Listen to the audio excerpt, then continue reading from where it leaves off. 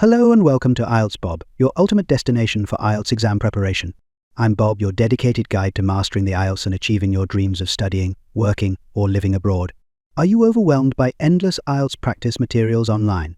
Don't worry, IELTS Bob has you covered. Here you'll find top-quality practice tests and expert tips to sharpen your reading skills and boost your confidence for exam day. In today's video, we'll dive into an IELTS listening practice test with answers. Whether you're just starting your IELTS journey or striving for a perfect score, this video is tailored to help you succeed. If you find this helpful, don't forget to like, subscribe, and hit the notification bell to stay updated with the latest IELTS tips and practice materials from IELTS Bob. Let's unlock your potential and make IELTS success your reality. Are you ready? Let's get started.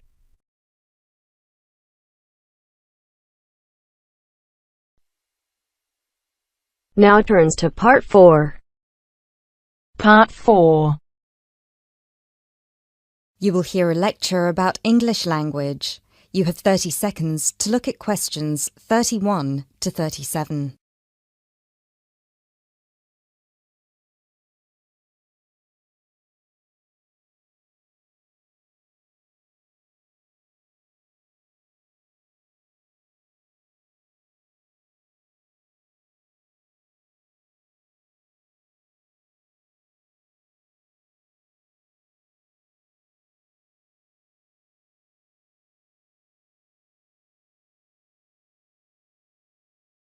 Those of you who were here last week will remember that we talked about the journey of the English language from its early Indo-European origins through to Old English, Middle English, and then to early and late modern English before it reached the form that it has today. Today, we will be continuing that theme by focusing on the future of the English language and all the places it might go from here. There are about 2.1 billion people around the world who can speak English.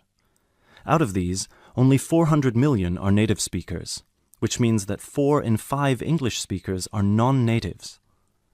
This is obviously quite an impressive number, considering that just 2 centuries ago, in 1801, there were only about 20 million speakers of English around the world, and languages like French and German were ahead of English in terms of how many people were using them.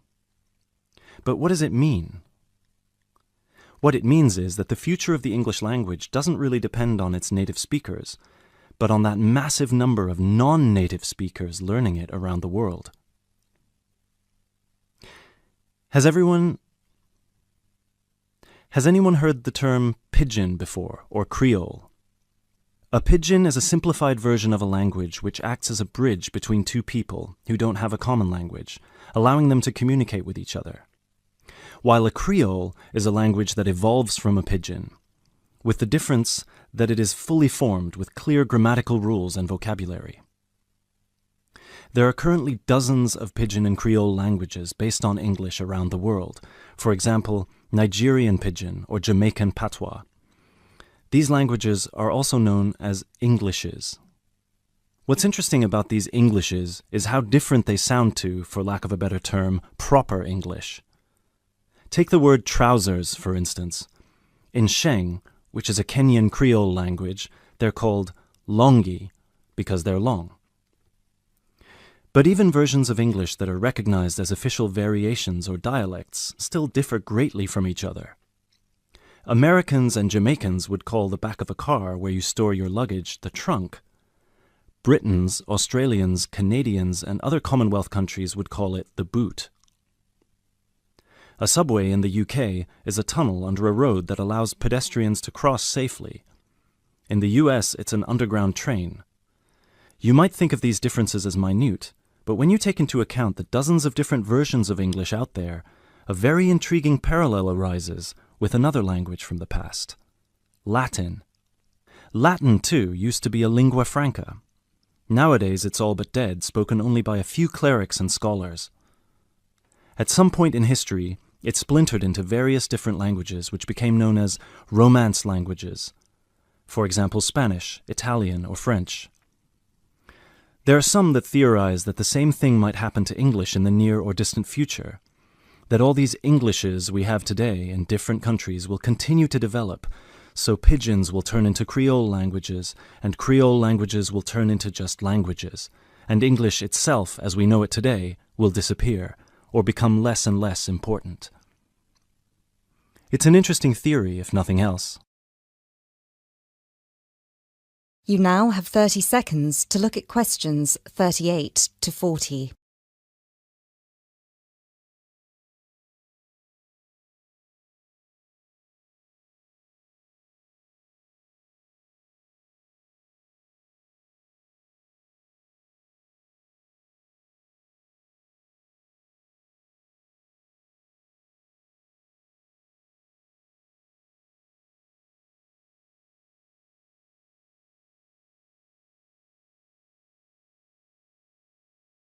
It makes sense that as English grows in popularity, countries, especially those with a strong sense of identity and tradition, will develop their own versions of the language, marked by the idiosyncrasies of their culture. Just think of the contribution of dialects such as Jamaican or South African English. In the past 50 years alone, they've added about 25,000 words to the English language. Most of these related to a local context that wouldn't have existed in English before the spread of colonialism. In terms of numbers, just those are enough for a brand new language. There are some flaws to this theory too, however. While it's true that Latin and English have a lot of similarities in terms of how they developed, or have developed throughout history, there is one big difference. We currently live in an era of globalization. Today, you can be in India and stream an American film or TV series in seconds. You can be in Nigeria and listen to British music. You can be in Brazil and read a novel from an Australian author. Just a few centuries ago, this was unthinkable. So what's the other way that English could go? According to some experts, there's the possibility that it could maintain its status as the world's global language, but with a few differences. Already today, most conversations in English occur between non-native speakers. While many of these might be fluent, the majority probably only have an intermediate understanding of the language, devoid of the nuances, colloquialisms, and complex collocations that native speakers employ in their interactions. This means that over time, English could turn into some sort of world speak, the official lingua franca for the entire world, but in a simplified form. Some scholars have even started trying to develop that version of English by selecting the most useful words in the English vocabulary for non-native speakers to learn. Robert McCrum has compiled a comprehensive list of 1,500 words, for example, a version of English that he calls Globish. And what about traditional native speaker English? It might continue to exist, but lose its popularity, as the previous theory suggests. There are many more theories about the future of the English language, of course. I've only focused on the two main ones because they clearly demonstrate our uncertainty when it comes to how this beautiful language will develop. English is in a unique, unprecedented position. No other language has achieved the same levels of popularity in human history, especially in terms of non-native speakers. So, as this is clearly uncharted territory, only time will be able to tell us what will happen. If you enjoy this content, please like and subscribe.